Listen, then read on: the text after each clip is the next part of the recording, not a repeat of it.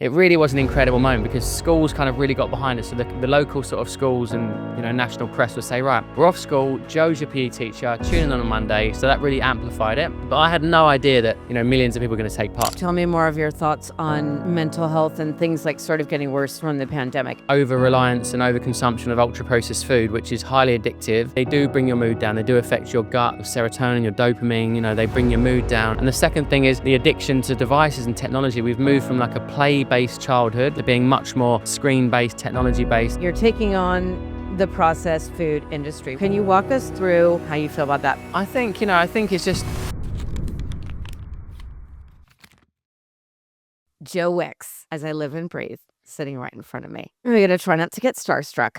I've met some really famous and accomplished people, but I'm so passionate about this correlation between mental health and fitness. So helping share your story is really, really important to me.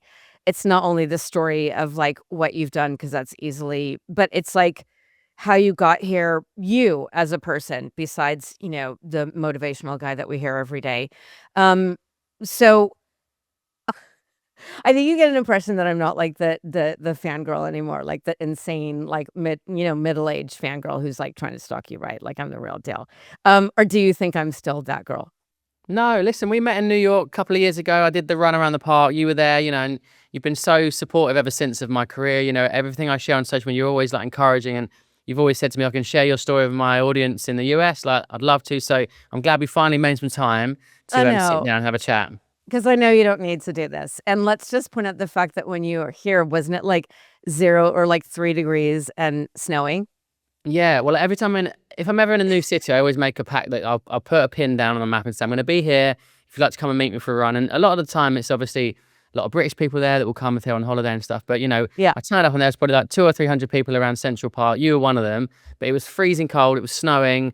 But I love those moments where I get to meet people, and interact on a human level, because otherwise, usually a lot of my stuff is remote. It's digital. It's YouTube subscribers and it's remote virtual stuff. But actually, I really love community. I like meeting people and getting them out and stuff. So it's a really lovely morning that day, actually. Which was so amazing. And that's one of the things that I love about you and what you do is that you're so approachable and you have such empathy. Like it radiates out of you. And you do that quite a lot. I don't know if you do that much anymore. You have 3 kids now, but I've been following. One time I was going to go to LA. You've missed one of my kids. I've got 4. Dusty's 4. Got number 4's Dusty.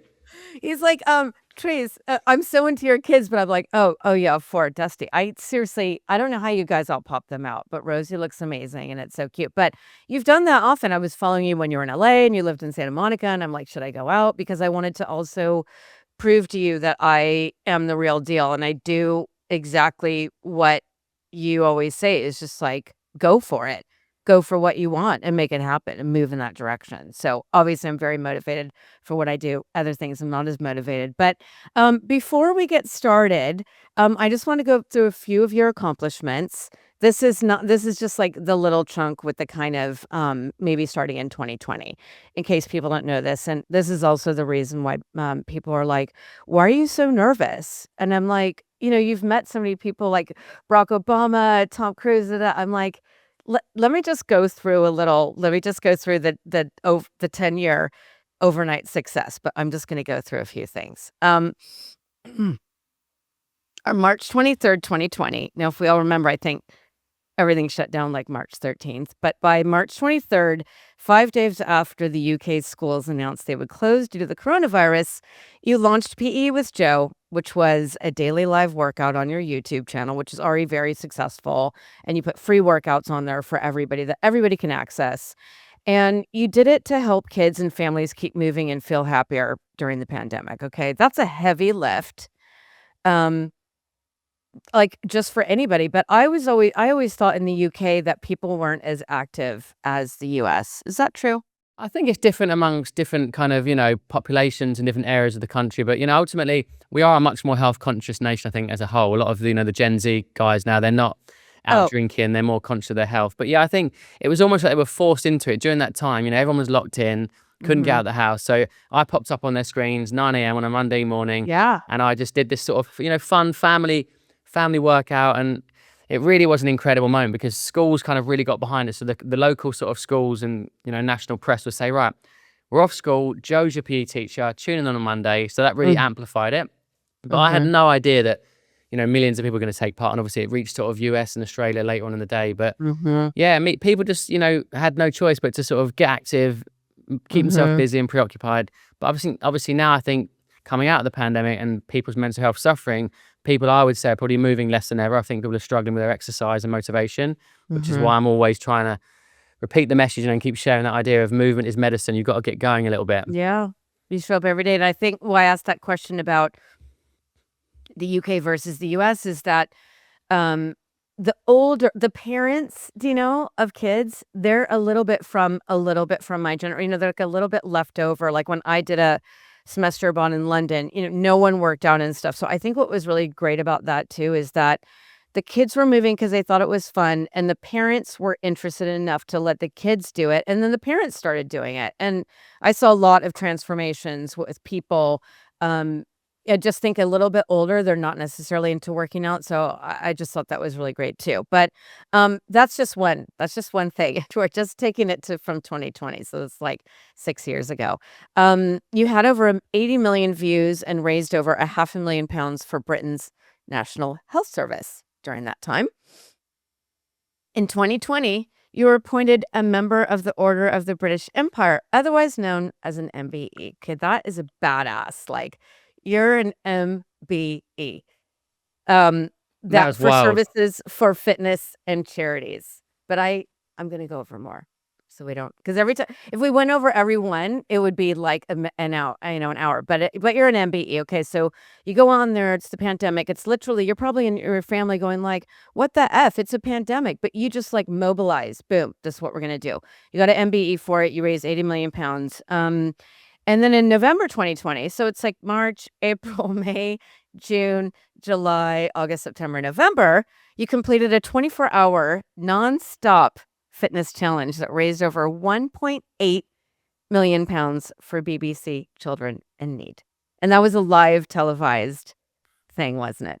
Yeah, I did an amazing 24-hour challenge. I suppose it was a shame because it was sort of still in lockdown, so we couldn't have like loads of friends and family in the room. But I essentially just did like different exercise on different machines, non-stop for 24 hours, and we raised money for a wonderful charity in the UK called Children in Need, which helps kids, But again, it was just like something that I thought would be fun. It was really tiring, but I'm really glad I get to have these moments where I can actually contribute and do something like meaningful. But yeah, the MBE was wild. I had no idea. I didn't plan on that.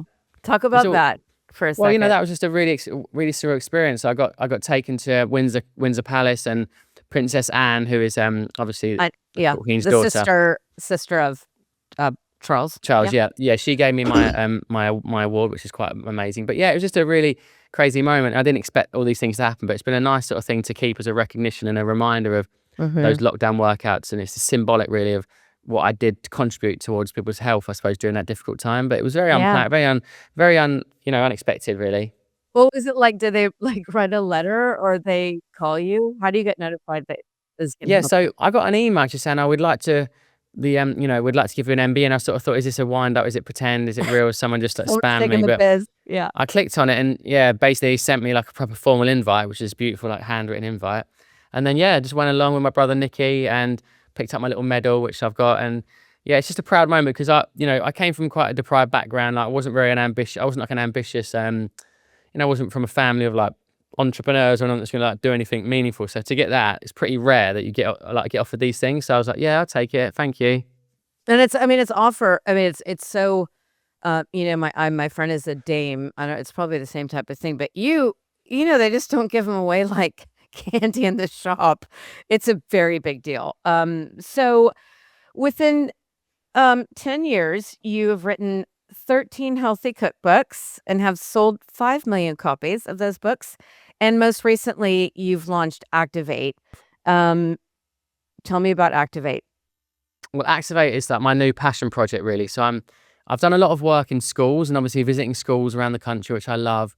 But I'm not scalable. Like I can't visit every single school, even though I'd love to. So I had this idea, this vision of like an animation that I could create, which could really get kids moving in a fun, engaging way. So rather than sort of passive screen time of like watching another, Peppa Pig or Bluey or Hey Dougie. I thought, how can I make something which really gets kids moving? So it's essentially me. I'm animated, big bouncy curly hair, little stubbly beard, and I'm doing the voiceover. And we've got like really great songs like Elton John or Dua Lipa or some really cool songs that are playing alongside it. So the kids sort of say from 2 years old up to sort of 7-year-old will watch it, and they'll start doing their star jumps and their jumping jacks and squats and everything. And it's really, really had a big impact because a lot of schools in the UK now are using it in between lessons, and it's on every day on BBC. So in the morning, like most kids in the UK switch it on and you just watch them doing it for 5 minutes before school. So it's really been a great response so far. It's only like 6 months old. Yeah, but I think also that recently, before we were set to interview, you put something on your social media. And by the way, if you do not follow Joe Wicks, which I'll give all the information, it is so inspiring. It's like the happy place. But you had a video of a kid. He had the computer on in the kitchen and he's like doing burpees on the floor. And I'm like, this is insane. Most kids, even me, it takes a lot to put on like a, recorded workout. But I just thought that was so amazing because what you're doing is like starting these kids from day one, realizing that just, being in the habit of working out. Like, why do you focus more? Do you think you focus more on kids now rather than grownups? And what is your idea with kids? Because most people just focus on adults.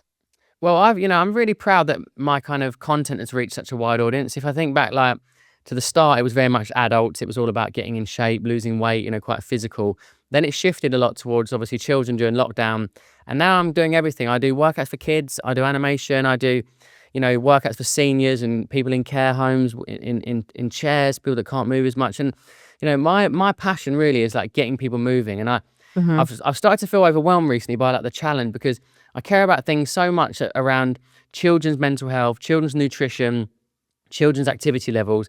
And there's such big, complex challenges because the food system, the fast food convenience system, the ultra processed food system is so powerful, and parents are both having to work and there's less time, there's less ability to like create times of an opportunity to move. And also the diet's just like the things that I care about the most, I also feel like are the biggest challenges because trying to get through to these families and trying to inspire them to cook and inspire them to move and inspire them to like get up off the sofa and get out on a weekend is really challenging, but I have to keep doing it because it's what I care about the most. But it's like, it's really, really hard at the moment, I think, with what's going on in the world and the stress that people are under, the constant pressure that people are under.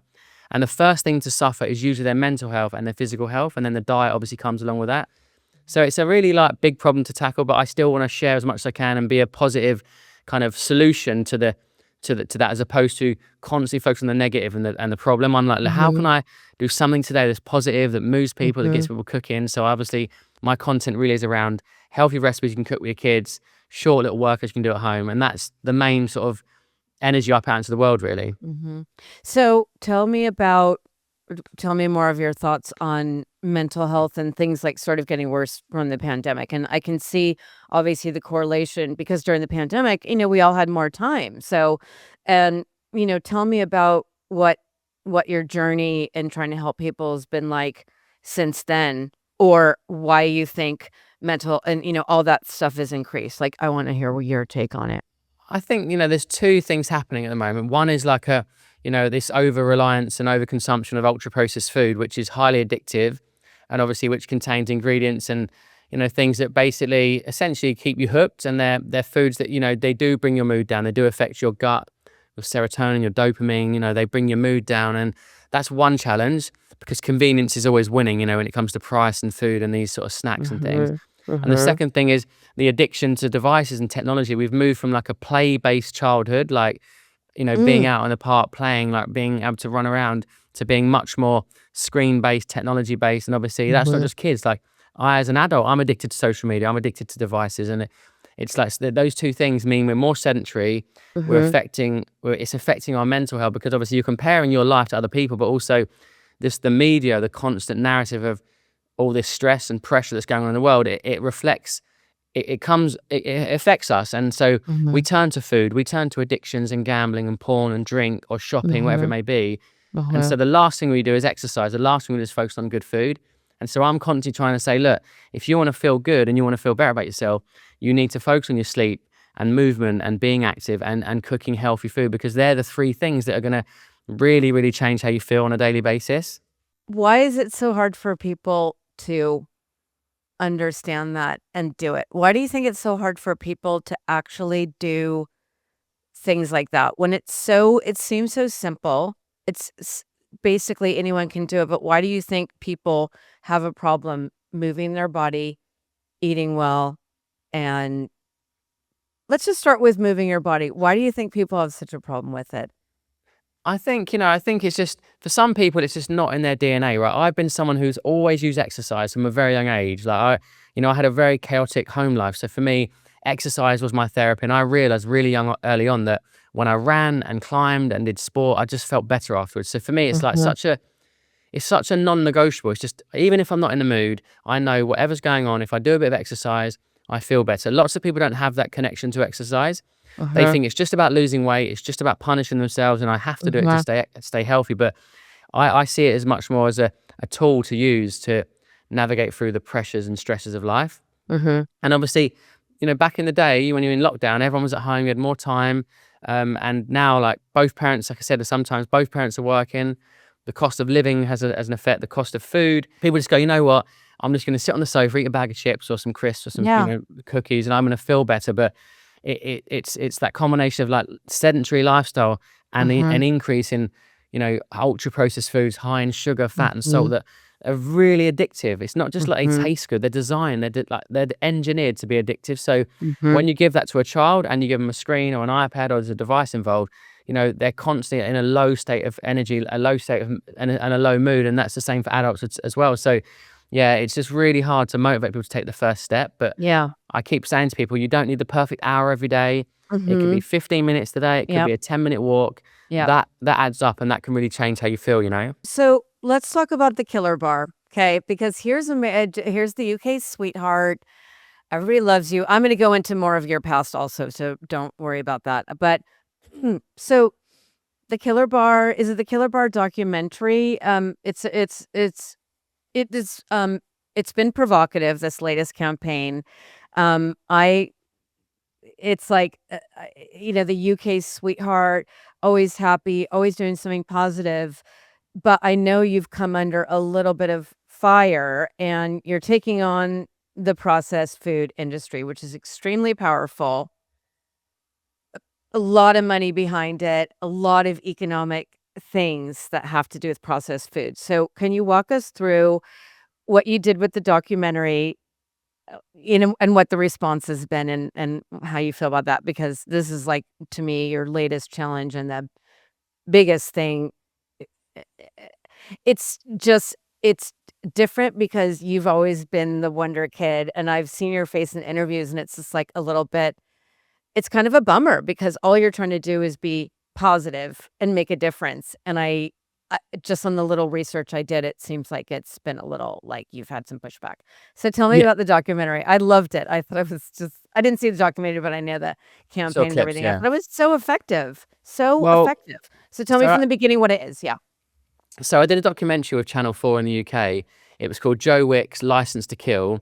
And it was basically exploring, the ultra-processed food system, getting undercover in terms of like the labeling and the health claims that people can put on these products, that they look great on the surface, but ultimately they're not. And it wasn't just about protein bars. We used that as the kind of the mechanism to get people talking. I basically tried to like uncover and expose, the food system in terms of like how they can get away with marketing products. So we made a really unhealthy protein bar, but we labeled it on one side like really healthy, like added vitamins and minerals and 25 grams of protein. And when you flipped it over, it was like the opposite. So it said, may increase the risk of, cancers and stroke and dementia and early death. And these are really bold, provocative statements, but actually there's so much research now showing that the increase in ultra processed foods is linked to these, an increase in illness and stuff. So diet-related disease and illness.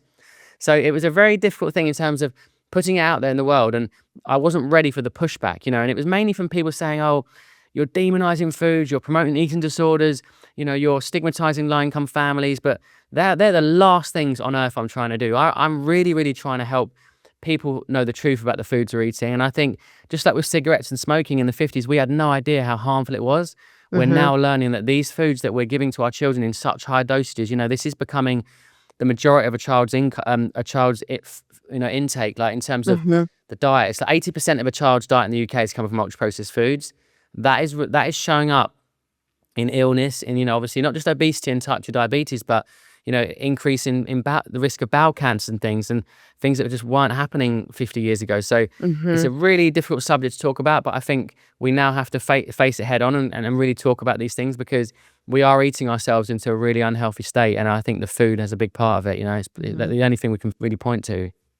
So I want to talk about the shock value also, because it was shocking.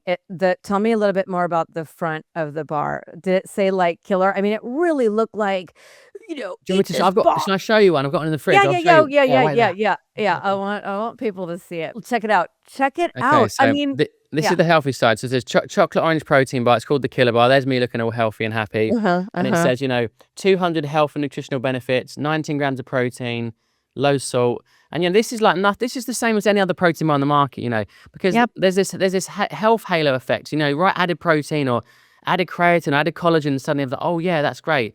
But these aren't the ingredients are going. There's no food in here. It's no real ingredients. It's a lot of chemicals. And on this side, you see, look, it's the Killer Bar, the Definitely Protein Bar. And there's these warning signs. So in South America, in certain countries, they have these warning signs on the food. So it says Mhm. high in calories, high in sugar, high in saturated fat, and excessive consumption may increase the risk of diarrhea, cancer, stroke, and early death. Now, this is symbolic of ultra-processed food, not just the protein by itself. Of course, it's not going to kill you. But when an 80% of a child's diet is coming from ultra-processed cereals and drinks and food and snacks, then you can understand why it's affecting children's health so much, and adults as Mhm. well. Mhm. And when you showed me the packet again, just pick it up again, like, when they have these little circles, like you're pointing, like, no one would know that something's bad in there. You know what I mean? Yeah. It's like gamifying, like, it's all looks like a video game, like, "Woo, woo, woo," and, it just it that's why I thought, again, was so effective about the campaign, because it looked so real, and you're Joe Wicks, so people are like, "Oh, it's killer, ma, it's a great workout, it's gonna, like, smash it."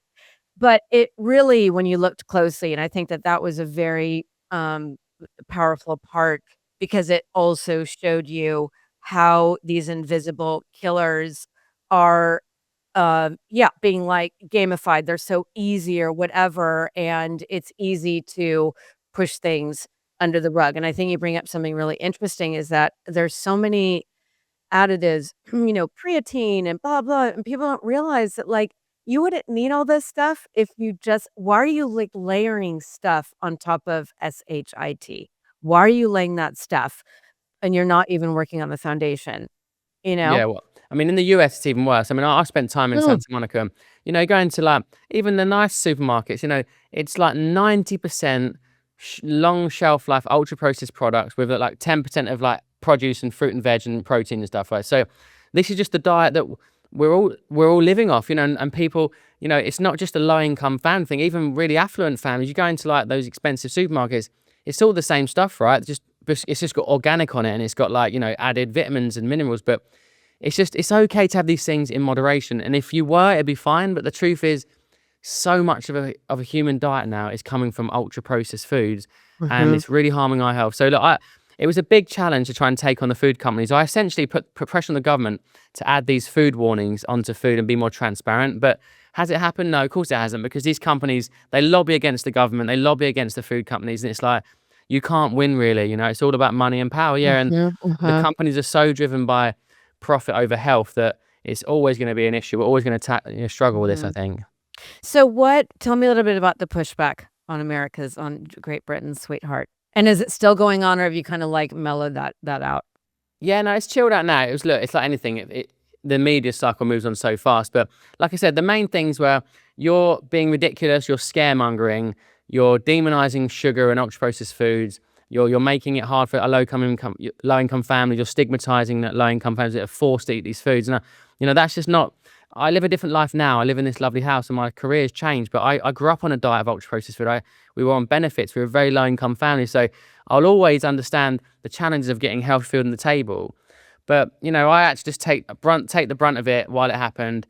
it aired, Mhm. and actually, like in hindsight, actually since that moment, the documentary aired, there's been so many really established medical journals like the British Medical Association, the Lancet, which is a really big medical like peer-reviewed publication. They said, like, what I said in the documentary, it's all backed now by science and research. So it seemed like I was saying it, and it was like quite provocative and sort of like it's Mhm. scaremongering, but no, this is the reality. Like the food we're eating is harming us, and we need to Mhm. talk about it. We need to talk about school food, hospital Mhm. food, food at Mhm. train Mm. on at train stations, at airports, on the plane. Like, you can't avoid this stuff. It's everywhere all the Mm-mm. time. Mhm. So it's a big, big challenge. But I've done my bit. I moved the conversation on, but I also think I've lost confidence in myself to go and do another documentary, because why put myself in the firing line when nothing really changes other than maybe, like, I don't know, a bit of public perception. But really, the government and the food companies, they don't seem to do enough about it anyway. Mm-mm. That's why I was so bummed too. I'm like, here's a guy that's just trying to do good, and there's so much good. And I'm glad you said the conversations move forward, and there's now like you started the conversation, you kicked it off, and it sounds like it's not just been like the blowback, oh, Joe, it's more like things have been catalyzed into to moving in that direction. So do you feel Yeah. proud of that?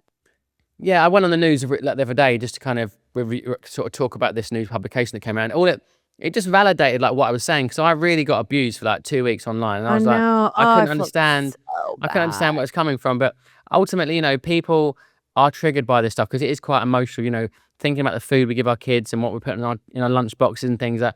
But we have to accept that there's a big shift in our health, and it's not Mhm. because we're not doing PE at school. It's because we're eating too many calories, too much of the wrong food, and it's really harming our gut, our microbiome, Mhm. our Mhm. mental health. And so, yeah, like it's going to be something.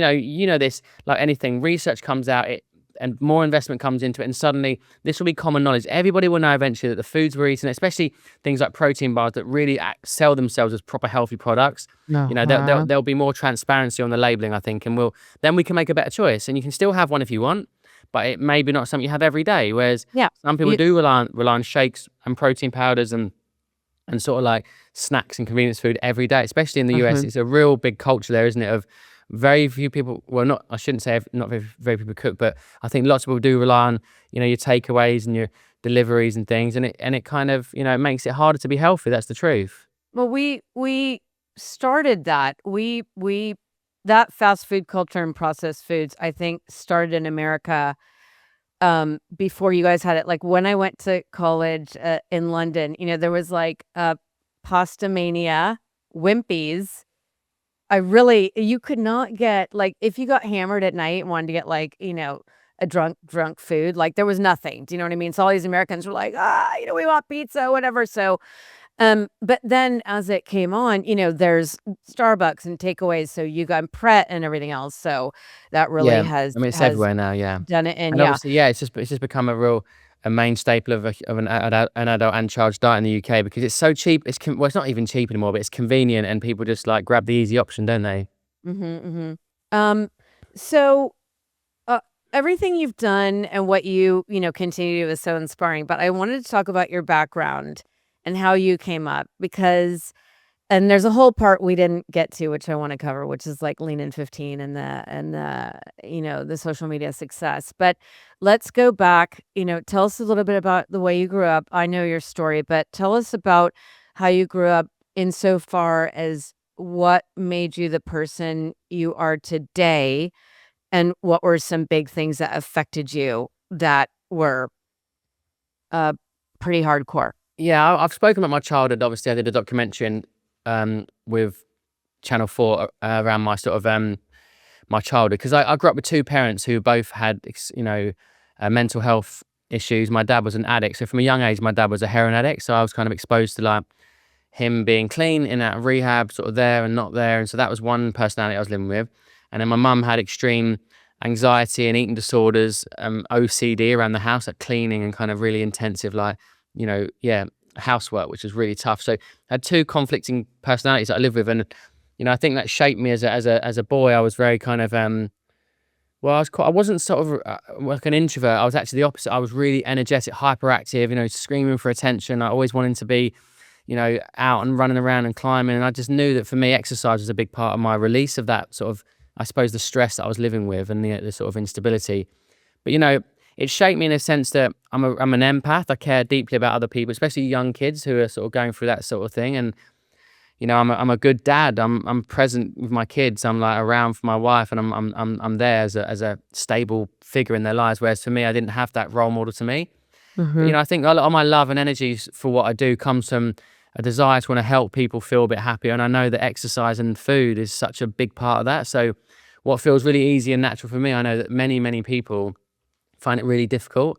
I Mm-hmm. suppose that was like where the start of my sort of passion for fitness and exercise and becoming a coach and a trainer sort of came from. And here I Mm-hmm. am, 13 years later since So tell launching. me, let's talk about, since it is true, a lot of people do know about you, but I do want to kind of get the bullet points of the full picture because I started in 2020. Let's talk about how you began Rumble in the Park. Rumble in the Park, the famous picture of you like holding up a sign, and tell me what that was, what year it was, and why you started it and how you started, and a little bit about what it was in the beginning. So I originally became, well, I originally wanted to become a PE teacher, like a school PE teacher. That was my goal. And I sort of dipped my toes in by, being a teaching assistant for a year. And I was like, oh, this is really hard. I don't think I can do this. Didn't have Mm-hmm. the patience for it. So I thought I'll shift to like something else. What do I love? And I knew it was always going to be something in sport and fitness. So I did my sort of personal training qualification, started my business, launching like a boot camp and, launching personal training sort of clients, trying to get busy. And, there's photos of me, obviously. I used to stand at the train station giving out flyers, trying to, you know, sort of drum up some business. And that was really the start of my career. That was in 2012. Uh-huh. And somewhere along the lines, Instagram started doing video and Twitter was sort of coming around. And I just started sharing videos and recipes. And, I had no idea what I was doing. I can't say to you I really had a vision for what I was doing. I just loved sharing content. And obviously that idea of lean in 15 and sharing the recipes, that was an idea. Lean in 15, so it's a 15-second video of a 15-minute meal. And that went on to become a book deal. And obviously, like you said, I've sold 5 million books, Tracy. And I don't know how I did it, still to this day, but I engaged people in a way that was fun, that made it accessible, that made it simple, like simple recipes made quick using Uh-huh. social media. And the same with my workouts on YouTube. It's 15-minute workouts that are quick and simple. And I broke it down into a manageable kind of lifestyle that people could say, you know what, this guy's having fun, he's living the life, Mhm. and I can be inspired by this, and I can give it a go. And that's where people Mhm. came on the journey, I think. And I love Lean in 15, and that's how I found out about you. But I think I love the part about Rumble in the Park when you said you would turn up every day and a lot of times people didn't show up. Like, what was that like and what made you keep going? And did you ever want to quit? Yeah, that's true. Obviously, when I started out, I didn't have a lot of money, so I didn't have like a van. I couldn't carry my equipment, but I had a trailer, like a clip-on trailer that went onto the back of my bicycle. And I would cycle to the park, set up all the boot camp. Like, I'd have like 20 stations lined up thinking, yeah, this is the day, everyone's coming, it's going to be the best class ever. And then like one person would come, or my mum would turn up and she'd be there, or no one would come. But I never had this belief that like it wasn't going to work. I just kept saying to myself, I have to show up. I have to come back next week or go to the train station right now because it's rush hour and stand up to the station, give out 100 flyers. Every 100 flyers I give out, one person might give me an email and call me and book in a session. And that was it. That was just my mindset. And I don't know where that came from. I just believe that there's a positive cheerleader in my head that says, Joe, you've got to keep going, because if you don't, what's the alternative? You quit, you give up, and you don't ever do it Mhm. again. Whereas Mhm. I don't know, I just knew instinctively if I just kept showing up that eventually it would build and it would grow. And it did. It took like 2 years, but I had a Mhm. great little business. I had my clients, I had my boot camp, I had my personal training. And it was only because social media came along that I saw this sort of opportunity to share digital content. But Mhm. I run a business now. Like, I run a multi-million-pound business with my brother Nicky, which started from me just sharing videos on YouTube and Twitter. No idea of no real vision of like, if I build this audience, I can monetize it. If I build a community, I can sell something to them. I was really there at the very start in 2012 where that didn't exist. That sort of social media, digital The creator marketing economy. didn't exist. Yeah, like I did it out of pure love and I just loved it. And obviously it became a business because I saw an opportunity, but I can't honestly say it was my plan or my vision to do that. It just happened as time went on. I just answered enough questions to think, oh, maybe I could release a fitness product, or maybe I could do some online workouts. And then it grew from there. Mhm. Do you think it's still the same that, like, do what you love and the money will follow now that social media has been so prevalent and there's so many people in it and it's such a crowded market. Um, what do you know, is that possible anymore? It's still possible. It's so much. It's so much harder. Like I'd always say, like I just rode the wave at the right time. Like I had the energy and the love, and I had the communication skills, and technology was there. I just met at the time. YouTube Live was there, and Instagram was there, and YouTube, yeah, and Facebook and Twitter just all sort of came together. But I think now it's so hard because you've got this unbelievable amount of content. There's so many people trying to get the same attention and sell you the same product. So it's really hard now. It's not impossible, but you have to be truly unforgettable, right? So I was there when there was maybe, I don't know, 200 million people using Twitter. Now you've got like Mhm. 1.5 billion people using Twitter, Mm, and there's a okay. lot of AI content as well. So it's so hard to stand out and to get someone to hit the follow button. Even if I post a really fun reel or something that's really engaging, gets 2 million views, you might get 7 people follow off that video. So I Mhm, don't think people are using social media the same as they were. mhm, I think follow count's not as important. I think, mhm. it's about shares and comments and people DMing their friends and I'll look at this video, I'll look at this recipe. That's more important than the follow account nowadays, I think. So tell me, like, what was the meteoric? Give me, like, what are some numbers? Was it like overnight? Like, obviously, Rumble in the Park was 2 years of you like showing up, and maybe it was not popular. I mean, I definitely want to understand where the voice in your head came from to keep going when you had such an intense childhood. And maybe it wasn't so secure. It's like attachment theory. A lot of people, when their parents are on, they grow up, very confident and that they can do anything. Where did that come from? Obviously, you still have it, that voice. Yeah, like I said, I don't come from like an entrepreneurial background. I don't have like people pushing me on, but I think this desire to want stability, right? Because we had a lot of financial instability. So we were on benefits, like a low income family on benefits, child support and things. And so any money that came into the house was often, it wasn't there long. It was because my dad had a drug addiction. So like money was coming and going and we were always worrying about money. So there's a part of me that was like motivated to have stability, and I didn't Mhm. have like this ambition to like be a rich, successful entrepreneur. It's more like I just want to have my little business and I can work as hard as I want and I can have a little bit of freedom of time when I want and I can be with my kids. And that was the kind of life I was designing. And I've always believed that that's important because I don't want to just take every opportunity and like be filming and traveling all around the world and be away from my kids. I've always chosen to sort of have a lifestyle business over a purely sort of financially driven business. And Mhm. and that is still my philosophy now. Like I still turn down so many opportunities because I actually want to be around my kids and be present for their childhood. I know, you've talked a lot about being addicted to social media or social media. We all know it's bad, but if your business is based in social media, how do you put those two things together, knowing that it can be corrosive? You've experienced it, but you have to keep using it to get your message out. What is that like for you? Yeah, that's the big challenge because I'm a content creator, but I also consume a lot. I get sucked into stuff, and I get addicted to the reels, and it's doom scrolling, and it's I actually felt really really flat and sad this morning because what's going on in the world, and I'm just like I don't really watch mainstream media, but when I wake up and see the news, it's like you feel like everything's falling apart, and then you feel like Mhm. you're not doing enough or you're not fit enough. There's people doing more than you. There's people with better bodies than you, and it's that you're constantly in this comparison sort of mindset. So it is really hard because I can't not be on social media, but also don't want to be on there all the time. So I just have boundaries, around bedtime. I turn my phone off for a couple of hours in the evening with the kids, and I just win back those hours. I've got into reading more because I used to just be on the phone every waking hour. I'd be on Mhm. the phone. Whereas I'm saying to myself, just have an hour, put it down for 30 minutes, and so you're winning back time where you can actually, I don't know, do a bit. I do like Lego with my kids, or we do a bit of painting, or we just play a little bit of football in the garden. Like it's just simple things that take you away from the device because then you realize actually you can't control all these bigger problems. I can't solve all these issues, but I can be present with my kids and I just have a moment of joy and not worry about everything that's going on all at once. Because I don't think we're designed as humans to process all of this stuff all the time, and it feels relentless, right? It's one thing after another, one thing after another, and so yeah, for me, I use exercise. Or if I'm feeling that way, I just think just do a workout, get yourself moving, and you'll feel a little bit more positive. You're going to release a bit Mhm. of stress and anxiety, but it is a daily battle with social media. It's a never-ending cycle Mhm. that's always on. It never slows down. Mhm. It never shuts off. But Mhm. I think having those moments where you just disconnect from it, physically turn the phone off, then you're going to be in a better place, I think. I love the idea of winning back your time.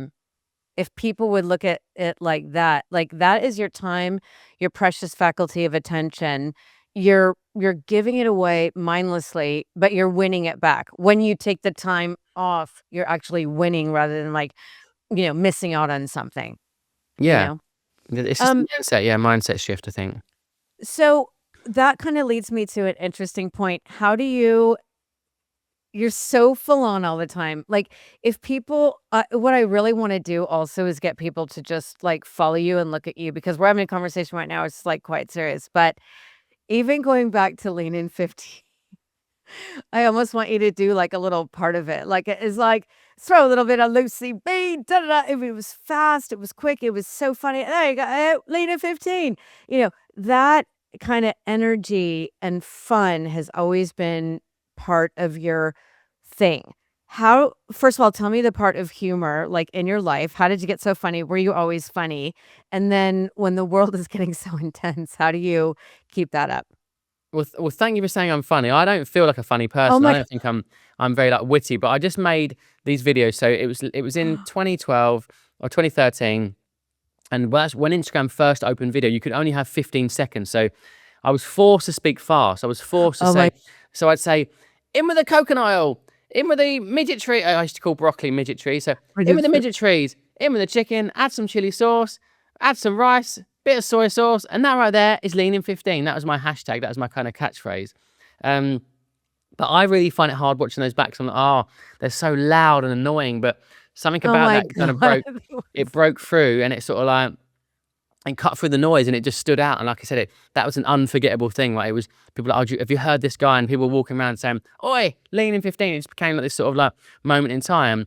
And yeah, I suppose that was my hook. That was my kind of Uh-huh. way of sort of getting people in. But yeah, as I said, it was I just think making it fun and sort of not so serious, because exercise can feel really serious. It can feel really sort of intense, and it's punishment, and we have to Mhm. eat this way because we have to lose weight. But actually, there's so many more benefits to a healthy diet and movement that is far more important than just the scales and the number you see on the scales. So, Mhm. I've always just tried to make people laugh and be a positive energy, and yeah, make it really accessible to everybody, regardless of your income, your age, your fitness levels, or your skills in the kitchen. You can follow me. You can make these recipes. They're really quick, and that's why I've sold 5 million books. That's the Mhm. secret. I just made normal people believe they could cook because I was learning on the go and just sharing all as I went. It seemed like you knew what you were talking about, though. I was like, "Oh, how does he know how to cook?" How did you learn how to cook if you guys didn't have much money in food, growing up? Well, I taught myself. I didn't cook as a kid, and my mum didn't cook. It was lots of ultra processed frozen food and ready meals and things. But then when I went to university, I was like, I need to cook. So I'd teach myself, oh, I'm going to make a stir fry. And then the next day I'd be like, right, I'm going to make a pasta bake. And I don't know, just maybe it was from other Instagram accounts or, recipe websites. And then I just did it in my own style. I just made it my own sort of version of a recipe video. But Mhm. I suppose because I was sharing so many recipes, I was pushed on to learn new techniques and learn a Mm, new, mhm. I'd never make a cake or never made a like a risotto, and I'm like, oh, I can give it a go, and it came out okay. It wasn't always perfect, but people really loved the I suppose the energy of the videos and the fact that every day was different. I was Mhm. obsessed in the early days. I would share breakfast, lunch, and dinner every day of the week, because I was obsessed with building this community and sharing recipes, and I got a buzz from that. But this is long before anyone said, oh, you should have a book deal, or you should do a DVD, you could have a TV show. These weren't things I believed in, but they just got attracted. All these things got attracted to me because I was putting out content that had an audience, but it was never a vision that I had. I just couldn't imagine those things. I would never put myself forward Wow. and say, I'm going to do a cookbook, because I wasn't a chef, I wasn't an author, but I've sold, lots and lots of cookbooks because I think people like that the realness of my videos, and the fact that I was just a young guy learning to cook. Well, you are really funny, and I think also I love the way you, kinda take the piss out of yourself.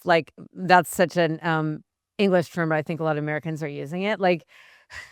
You make funny faces, and I don't know, that's part of what I agree with you. I think people are so, serious, and I don't know. So, how does the body coach ever get bummed? Yeah, I mean, today I felt, like I said this morning, I didn't ring anybody. I was feeling really sensitive and emotional because the news, what's going on, with in Iran and Dubai and everything, and it's I never really comment public on these things, but I feel it, I really feel like what's going on. And especially as a parent to 4 young children, I've got young kids. So when I hear about these things that happen, like, just because my kids are healthy and safe doesn't make me feel any better. It makes me feel Mhm, sometimes worse because I'm like, mhm, actually, there's so many people right now who really need help. And how do I get to them? How do I help those people? I don't just want to speak to like middle class white people who can mhm, afford cookbooks and fitness apps. It's like my mind goes elsewhere, and I feel like I'm not doing enough, or that like I'm not mhm, helpful enough, and then mhm, I feel really down, and I just think, yeah, I just felt sad this morning, but I did a mhm, workout. I went for a little run, and the sun's shining, and so I have to keep thinking about what I can impact. I can't mhm, change everything. Some things are really out of our control, and you can't deal with all mhm, those things. So I think if you look after your own community and what you can, then maybe you can find a bit of peace in that, I suppose. But it's mhm, every day's changing, right? Everything's mhm, moving so fast, and mhm. how do you feel like when do you consume the media, or do you process all these things, or do you just block it out? Are you trying to stay ignorant of it? How do you deal with it yourself? I mean, I try to stay out of it because I know I can't change it, and I hear about it, and it does affect me, and I'm kind of a goofball like you, and I think about putting out goofy content all the time, but I think people are gonna be like, can you be so funny or, goofy when all this stuff is going on?" But that's the way I choose to I mean, I do what I think it's just enough to feel like it. You can't contribute to every charity. You can't do everything. I also don't do very political things, even though I believe them, but I feel strange showing up every day being happy. I mean, I'm very conflicted with social media, and especially right now because when something really deep happens, I don't know what to do about it. I do consume it. I get bummed out, but my philosophy is like yours, like keep trying to get your energy, but I think what I love about you is that you do keep going and you do keep showing up when people need it the most, and you don't talk about the things. Do you ever get blowback like, "Oh, dude, why are you so happy when all this stuff's going on in the world?" Or, "You should talk about this or talk about that." Yeah, there's a pressure to like talk about everything and have a view and everything, and sometimes they want it to be instant and like, but sometimes you have to take a bit while to think about what you want to say or what you're feeling. But yeah, no, there's just that people think that because you have a platform, you should use it all the time for everything. But like I said, I try and be a positive energy and like a kind of, I don't know, like a place of inspiration and positivity. Because I don't know, I just think there's so many media outlets on social media now that you learn everything straight away, and there's so many influencers also sharing their view. But yeah, I just think the problems I'm trying to solve in my head, they're so big that I just think I'll never be able to do it. Mhm, And so I just come back to the basics. I think, can I get one family eating a healthy meal together tonight? Can I get one parent mhm, cooking with their child? And can I get one person exercising? So I just have to keep coming back to that, what I can really do. I can't impact like policies and politics and mhm, governments and things mhm, all around the world. But yeah, it's just every day you got to take it as it comes, really. But mhm.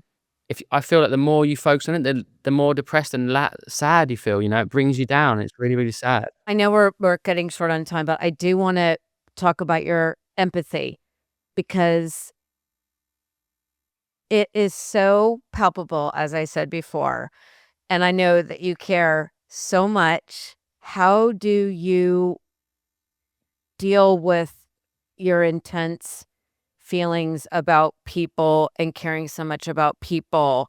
We kind of just touched on it, but, like, this morning you said you were down. How do you reconcile that? How do you do it? Do you I have a cry. Sometimes I cry. Sometimes I feel like crying. I'm a sensitive guy. Like I think crying's a really powerful release. Like Mhm, you can cry for people on the other side of the world, right? You don't have to share it publicly, but there's a release, I think, from having a little cry sometimes. And mhm, mhm, sometimes I get on the phone and talk to someone, but I think for me, like if I'm feeling really down, I always think exercise is such a powerful shift of my mind. It really shifts my mindset. So if I'm feeling happy or stressed or down or anxious, I think exercise is the first thing I do. And then the second thing I turn to, if I can, is a good bit of food, because if I turn to like sugar and ultra processed food, it makes me feel down again, and then the mhm, cycle repeats. So I have to try and keep the food good, food nice and clean and healthy, and keep moving, and then suddenly I'm in a more positive place and I can be the body coach. If I'm not looking after myself, I don't shop online because I can't be pretending to be positive and inspirational if I'm in a really bad place myself. But Mhm. yeah, I'm just having one of them days today. I know it's going to pass, but and something else will happen. It'll be another thing in the media that we have to, again, as humans, process and then Mhm. think, well, what do we do with that? How do we deal with that? Like, how do we feel about that? And how do we, and it's Mhm. just, yeah, I feel like the world is really, really suffering at the moment. I feel like it needs a lot more love and compassion, and social media kind of amplifies the divisive nature of people's minds, isn't it? And so people are getting sucked into like one side and they're being mean and the comments are so hurtful, and it just no one seems to be getting along, which I don't know what the answer is really. Wish I did. I mean, just from a granular level, I do believe that very much like you, if you keep your mind positive, you keep your body, you keep everything moving, like, it's gonna snowball and reach other people. It's just gotta be on such an individual level because we are being so overwhelmed, and you're right, people think that everyone thinks they need to comment now, and everyone thinks not only do they need to comment, but they need to get people to their side. Yeah. And that's when I feel like I need to hide out, and I wonder about you, like, you'll go on social today or something, you may have already done because it's later there, but will you say I know that you'll say like, "Oh, I had a hard day," or "I've been in a bad mood," like, when things get so intense, will you say, "Hey, there's a lot going on in the world, I just did da da da," like, or do you just come on and be like, "Hey, I didn't wanna work out today, but I'm going. I feel so much better. The sun's outside and I da love da da," like, Your English accents crack me up. You lived here is for a it while, good? haven't you? It's good. Yeah, it's Yeah, yeah, pretty good yeah. actually. I have a lot of English friends, and I have 2 godsons that are, It's English. They don't funny, have yeah. I accents, don't but know. yeah. I don't know, mate. I just feel like most people are probably feeling quite the same around these sort of things. Sometimes I just say, look, if you're having a really tough day and you're feeling down, you're not alone. It's okay to feel that way, and Mm. maybe try getting out some fresh air, go for a walk, or call someone up. And I think a lot of people just because everyone says, "Oh, I'm okay, I'm fine," but a lot of people don't really say it until you ask them again, "How you really feeling? How Oh, you doing?" Some people don't often like open up straight away. You have to ask them again sometimes to really, but how you feeling? And then they might be a bit more open with you. yeah, that's a good point. Maybe people are getting to people just to acknowledge, and I love what you said about crying. It's very, like, somatic healing, stuff is in your body, which is another reason I love working out. Pain gets trapped in the body, stagnant energy gets trapped in the body, and blah, blah, you know? What do you think is more and then I'm gonna let you go in a couple minutes. What do you think is more important, diet nutrition or working out? I mean, they're so hand in hand. I mean, you can't always have one without the other because you can exercise, but if your diet's really unhealthy, you're still going to feel down and you're still going to feel low. So I think, Mhm, it's like I think the exercise is the first thing to shift and start getting that into your day as a mhm, daily habit. And I mhm, do think as a byproduct, you kind of want to make better. You do want to eat better. You do want and make better choices. But yeah, I would never say exercise is. I think exercise is more powerful for shifting the mind. But in mhm. terms of overall like well-being and just and constant health, I think the food has a massive impact, more so than the Mhm. exercise. Like, what's your biggest piece of advice for someone who wants to achieve a goal, whether it's like launching a business or, starting to work out or eat right or, whatever that seems unsurmountable and very difficult? That was my question, but I was inspired by what we were talking about.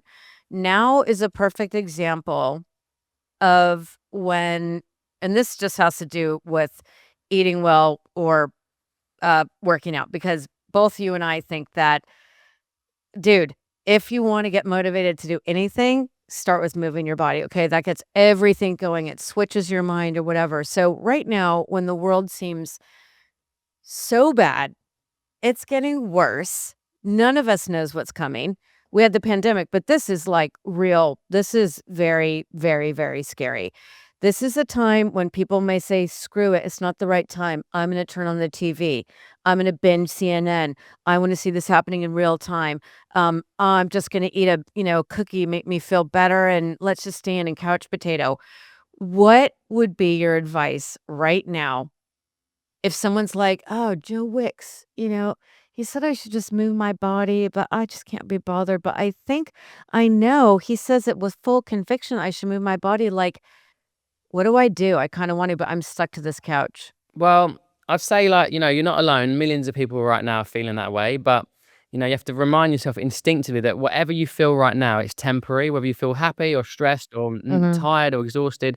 Actually, exercise always lifts you up. It always, whether it's physically, like in terms of your energy or your mood, but it really helps release any anxiety that you might be feeling. So don't see it as a punishment, see it as like a tool and a gift that, like, if you're Mhm. down and you're struggling, the first thing you should try and do is move your body. Second thing, can you focus on a nice home cooked meal today? And the shift that's going to have on Mhm. your mood and the way you feel tomorrow is immense. It really is. So take it one day at a Mhm. time, small daily wins, and Mhm. just take the first step. And now, just to wrap it up, like, Joe, you've accomplished so much. And I also wanted to add that you have 4 kids and you're only 40. Okay. So, all these accomplishments, MBE, you've done so much. I know that you want to do more, but, this is why I really, really, was so touched by your story. And ever since Lena 15 and watching you, of course, I wanted to ask you about Rosie and what that was like, but we don't need to go into personal stuff because I used to keep that really on the down low. But you have 4 kids. You've already accomplished so much. Like, couldn't you just say, like, right, I'm just going to leave it? What do you ever think about that? Um, I never think about giving up. I do have days where I'm really tired and I feel like run down, but I just have like I have a day off and I'll switch off the phone or won't get involved on social media. But I don't know. I feel like I've got this ability to communicate, and I really want to make more of a change. I think my new passion really is I want to try and get kids cooking. Like I think it's such a big life skill, and I'm blessed. My kids are at home. I've got a lovely kitchen. I can cook with them. I've got the time. I'm obviously in a really lovely position, but I want to somehow encourage and engage parents, all types of parents around the world, to bring their kids into the kitchen, because of all the things you can teach your children, it's one of the most important skills, because we have got a generation of kids who don't know where food comes from. Lots of them are fussy eaters. Lots of them aren't really thinking about food. And I think if I can do one more thing before I pass the baton on or pass the torch on, is that I want to get millions of kids cooking. I've got millions of kids exercising, right, which I'm really proud of. But I want to somehow engage families in the idea of teaching kids the life skill of cooking, because they're going to be you're setting them up for a future where they are going to have a much better chance of living a healthy life, a much better chance of having a better mental health. And like that is my next ambitious goal, really, is to get more people cooking, especially younger children. And what's your plan to do that? I know you read your latest book. It was called, what's the latest one? My latest one's protein in 15, so like it's, Oh, okay. unprocessed high Yeah. protein meals. But the next one I'm doing is Hmm. actually coming out this year. It's called Healthy Starts, which is going to be about that sort of phase after weaning and after toddlers. Like, how do you keep your children on that healthy diet? Because most parents do say, "Oh, my kids used to eat everything and they suddenly got really fussy." So I want to help the parents Hmm. navigate through that. So it's aimed at sort of like families of children and bringing them into the kitchen. Hmm. But I think I have to Hmm. meet them where they Hmm. are. I have to be on TikTok and YouTube and Instagram and create digital content that somehow gets kids asking the question, "Mum, can I make the omelette with you this morning? Can I make the bowl of porridge, or can I make that chicken stir fry?" Like, and show them the skills, because my kids are really young and they can cook amazing food because I've just given it the time, and I've given them the chance to show me their skills, and they're really clever. Like, kids learn really fast. We don't give them much credit. Hmm. So I Hmm. really want to somehow sort of make home cooking fun and accessible, and I think I need a new sort of Hmm. content stream, and I might have a whole new channel like dedicated to it. But it's a fight that I know is going to be Mm. hard, and I know I'm not going to get everyone cooking, but I'll be really proud if I can say, I got 1 million kids cooking this year. That's kind of my goal. Okay. Well, I am here to help you do that and support you.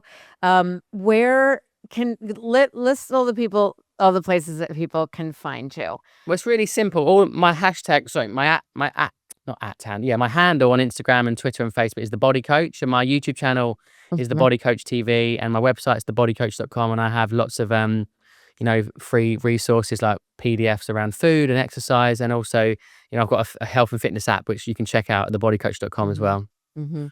Well, I would love for people to start off by watching you because I think that's really compelling. Of course, you're very handsome, but you're very funny, and I get really inspired. I always like, the fact that you guys eat, you eat dinner for breakfast and all that, and all your kids eat the same food. I think that there's so many ways that people get inspired by just watching your lifestyle.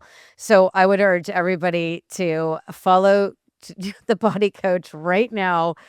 do like that is a fun scroll. Okay. That is not a doom scroll. That is a fun scroll. You can, maybe the first part, if you want to work out, is like go to the body coach and just watch him, and you will be so inspired to move and to get your kids in the kitchen. You have that amazing like little stool thing. I'd love to tell people where to buy that, because you can get kids like up into the over Oh, it's the cool. Yeah, range it's and called stuff. a So learning tower. They just stand this little learning tower, and they can be up at your level to cook and cut things. So it's just that you can get them on like mhm, Amazon or anywhere online. They're quite mm, cheap.